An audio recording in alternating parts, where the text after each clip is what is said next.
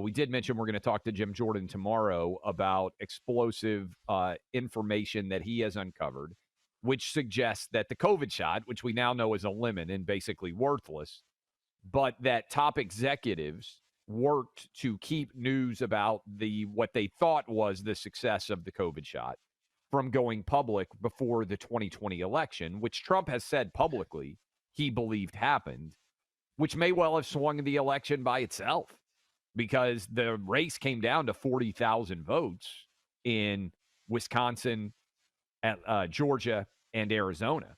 So who knows? I mean, if you had thought, hey, there's going to be a vaccine coming, would people have been more likely to vote differently? I don't think that's a crazy idea. Certainly, we know if Hunter Biden's business dealings, if Joe Biden's dementia, I mean, the rig job in 2020 just continues to add different layers. But there was a big Supreme Court case that I want to talk some about, Buck, and you mentioned off the top of the show that you listened to a lot of it. I was not. I'll tell you where I was in a sec. I was reading about it. But I do want to play this because it ties in with the first hour. Do you know what happened 1 year ago today? Joe Biden publicly challenged Donald Trump to an early debate. Do you remember this, Buck? This is what it sounded like for those of you who have forgotten. This was 1 year ago today. Listen. Donald Trump lost 2 debates to me in 2020. And since then, he hadn't shown up for debate. Now he's acting like he wants to debate me again. Well, make my day, pal. I'll even do it twice. So let's pick the dates, Donald. I hear you're free on Wednesdays. So, now, that was because Trump was going to criminal court on Wednesdays, with the preposterous efforts to destroy Trump's ability to run, which they tried to do. Make my day, pal. Buck, is that the most disastrous political taunt in history? I'm just going to say, month later, if they had just listened to me, they would have been in a much better spot because their best option was Biden, but their best option was Biden with by the time he was making that taunt, with no debates. That's what they should have done.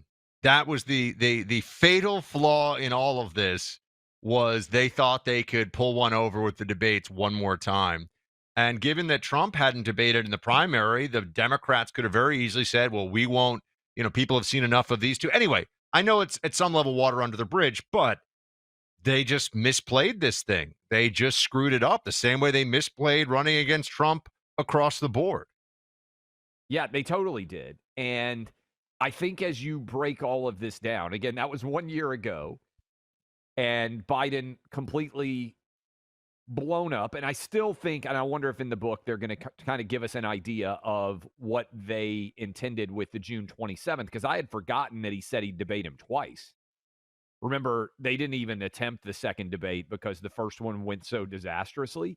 But it was Biden making that video and taunting Trump about how much he wanted to debate that actually put this on the calendar. And Buck's right. If they had listened to him, they could have at least continued the vast left-wing conspiracy about his health until September or October when they did a debate. And maybe then they could have shot up Biden with enough stuff to make him able to go out and debate.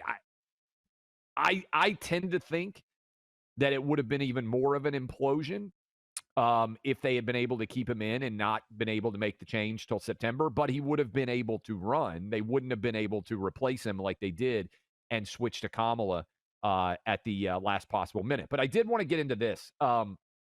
You listened to a lot of the discussion. Like an hour of it. I was pretty deep into it, yeah. For those of you who don't know, major debate, major oral argument at the Supreme Court today. And it was actually a little bit complicated because there's kind of 2 different parts of what they were arguing.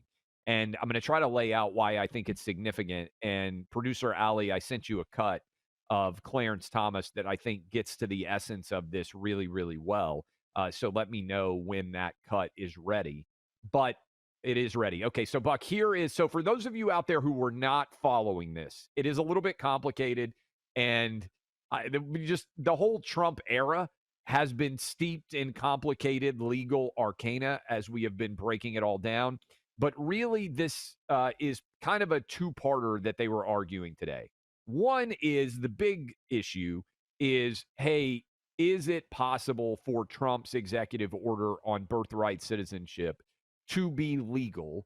and for him to have the power to say that birthright citizenship has been misapplied effectively, and children, babies born to illegal immigrants do not become automatic American citizens, right? People who are here in this country illegally do not have the ability to come across our border, have a baby, and then your baby automatically becomes an American citizen. That's a big picture question. But structurally, this is impacting everything that Trump is trying to do. The question is, should a federal district court judge be able to effectively enjoin a presidential action nationwide? There are around 650-ish of these federal district court judges. Right. And the only person who has that level of universal constitutional authority based on just what he thinks or she thinks, it's always been a he, is the president. So there's a problem here. No one Supreme Court justice can say this is the deal for everybody all across the country. But one federal judge, a lower and even lower than an appeals court judge, one circuit court judge could say this is where we're getting into the universal injunction issue. And I think it's very interesting, Clay, because with the two sides arguing this morning, the side that was arguing against, on behalf of, I guess, the state of New Jersey, which is saying our welfare programs will be too burdened by not knowing if somebody is a citizen or, if they've been given citizenship, whether born in the state or outside the state. I mean, it is a pretty complicated series of interlocking legal issues here. But I can say this. One of the things that kept coming up was they said, yeah, okay, sure, it's a problem for a federal judge to just be able to do that unless it's like really important and they're really sure. And that's more or less what the anti-Trump side of this kept saying, to which the judges, the justices had to say, you guys do this a lot, and I'm sure you always think that the people that you like are doing this because it's so extreme and so necessary, but it can't just be on the whim of a lower circuit or a lower circuit court judge what the policy for the whole country is. Yeah, and it actually goes to me, and this is me nerding out a little bit legally, it actually goes to the essence of separation of powers, because there are, in theory, 3 co-equal branches of the United States government, right? Take you back to 8th grade history or whatever: the executive, the congressional branch, and the judicial. The judicial branch relies on the authority of the Supreme Court. That's why it's called the Supreme Court. In order for something to happen, 5 Supreme Court justices have to agree on it. Circuit courts, Buck. In order for a circuit court ruling to be in effect, at least 2 out of 3 circuit court judges have to agree on something. What is happening with the federal district court is one judge is basically executing on a level that circuit court judges who are above them and Supreme Court judges who are above those circuit court judges do not have. In other words, the single authority of a district court judge is actually higher on the flow chart than 2 of their superior court judges. And that might sound a little complicated, but I'm trying to explain. And Clarence Thomas pointed out that this has really only become an issue in the modern day. And this is the cut I pulled because I think he does a good job of distilling how things have changed. General, when were the first universal injunctions used? We believe that the best reading of that is what you said in Trump against Hawaii, which is that Wirtz in 1963 was really the first universal injunction. There's a dispute about Perkins against Lucas Oil going back to 1940. And of course, we point to the court's opinion that reversed that universal injunction issued by the D.C. Circuit and said it's profoundly wrong.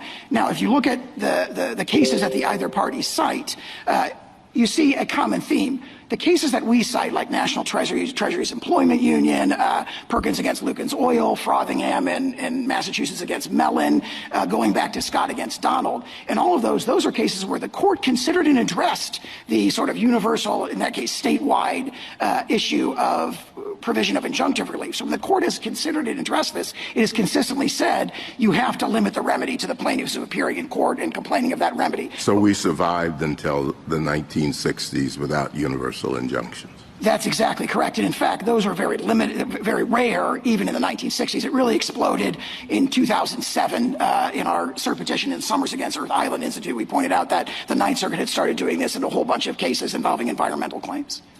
Okay.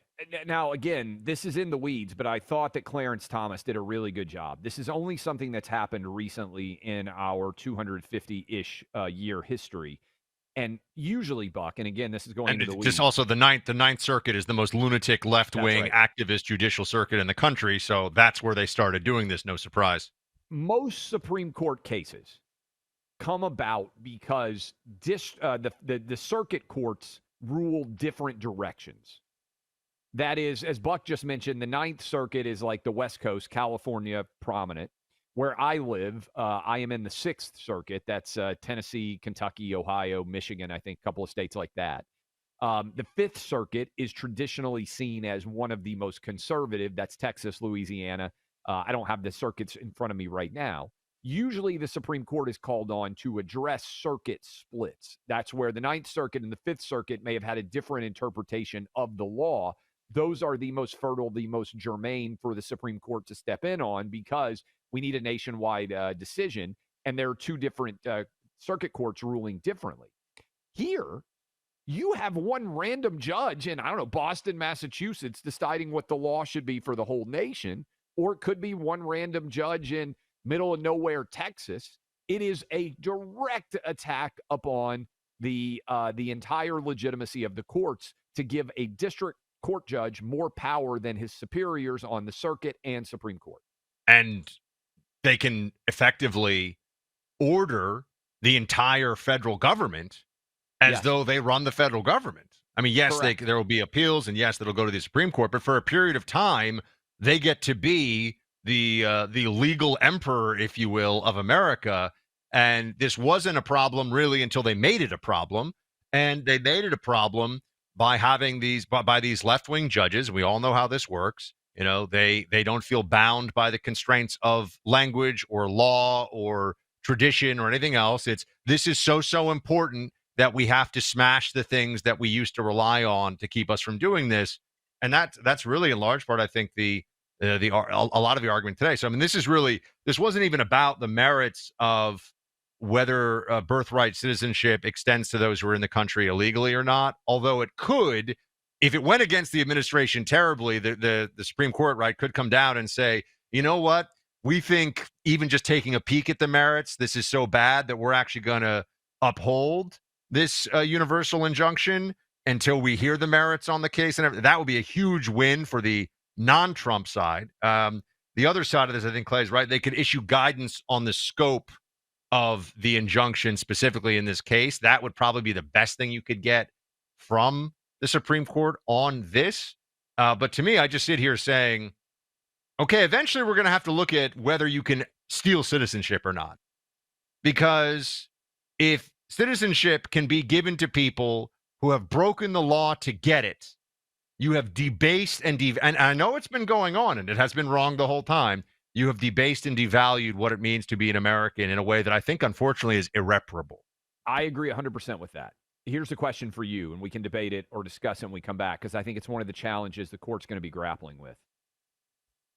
How do you address all of the people who had citizenship for decades based on the belief that birthright citizenship did convey Americans? Well, the EO makes this. The EO only affects those after the EO goes into effect. I get that, but I think there's going to be an equal protection argument on behalf of everybody else, because they're going to say this is an arbitrary thing for a president to be able to do under his executive authority. I agree that it should Citizenship happen. is inherently kind of arbitrary when you think about it. The whole thing is a little bit of... Totally is. I mean, look, I think it's an interesting discussion because I think that's one of the challenges they're going to grapple with the most is that all of a sudden...